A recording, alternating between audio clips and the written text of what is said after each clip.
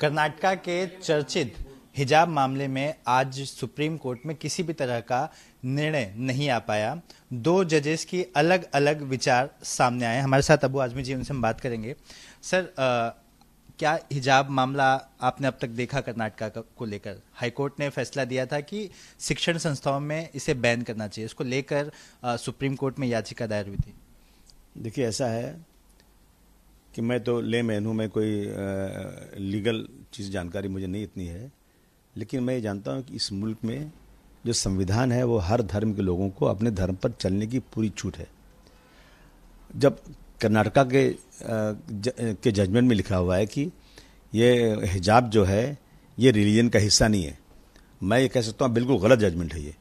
तो कुरान शरीफ में दो जगहों पर ओपनली लिखा हुआ है कि कहा गया है कि मर्दों से कहा गया है कि जब तुम सड़कों पर चलो, बाहर निकलो, अपनी नज़र नीचे रखो। और औरतों से कहा गया है जब घर से निकलो तो अपने सर पे चादर ओढ़ लो, यानी पर्दा कर लो।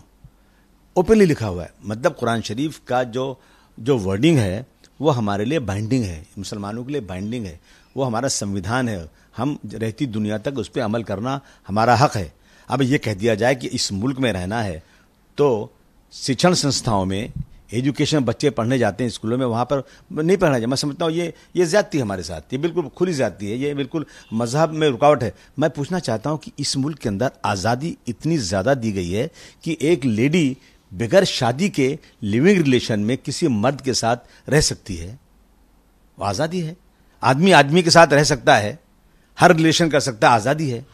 लेकिन मुझे इस मुल्क में हिजाब बच्चियां पहन के जाएं, वो संस्थाओं में रोक दिया जाए, मैं समझता हूं ये बिल्कुल बहुत ही बड़ी ज्यादती और बहुत बड़ी मुसलमानों के साथ जो है ना नाइंसाफी है ये। मैं समझता हूं कि सुप्रीम कोर्ट को जजमेंट इस पर देना चाहिए ताकि ये एक एग्जाम्पल बनेगा दुनिया के लिए।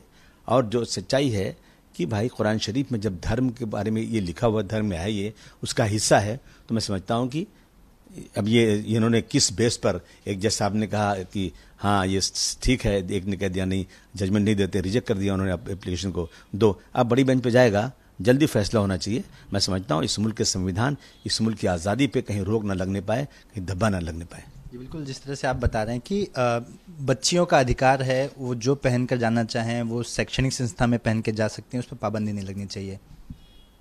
बिल्कुल अधिकार है, बिल्कुल अधिकार है। सड़कों पर लेडीज चलती हैं, आजकल पैंट फटे हुए हैं, बदन दिखता है, औरतें स्कर्ट पहन के चलती हैं, जिस तरह चलती है, आज़ादी है मुल्क के अंदर। अगर उसमें कोई बोल देता है तो उसके खिलाफ पूरे देश में लोग खड़े हो जाते हैं, एक देश में हंगामा खड़ा हो जाता है कि आज़ादी पे रोक कैसे लगती है।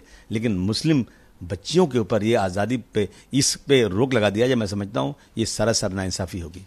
देखिए, जो यूनिफॉर्म कोड ऑफ कंडक्ट की बात की, जो यूनिफॉर्म होना चाहिए, स्कूलों में यूनिफॉर्म होता है ताकि सारे बच्चे एक जैसे लगें।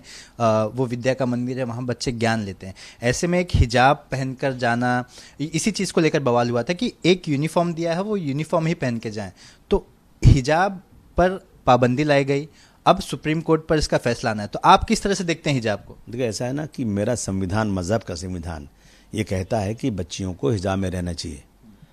अगर स्कूल के लिए कहने की हिजाब नहीं अलाउ नहीं है, मैं ये गलत है बिल्कुल से। लड़कियां अंदर पहनेंगी, वो जहाँ जिस क्लास में सिर्फ लड़कियां पढ़ती हैं, लड़के नहीं पढ़ते हैं, तो वो बिल्कुल ठीक है, वहाँ पे हिजाब नहीं पहनेंगी लड़कियां। बिल्कुल वो जो है आएंगी, उनके साथ बैठेंगी, और जो ड्रेस होगा उसका यूनिफॉर्म होगा, उसमें बैठना चाहिए, उसमें कोई ऑप्शन नहीं। लेकिन जहाँ लड़के लड़कियां साथ पढ़ते हैं और उनकी उम्र ज़्यादा है और कॉलेजेस में हैं, ऐसी जगहों पर मैं समझता हूँ कि हिजाब पे पाबंदी नहीं लगना चाहिए।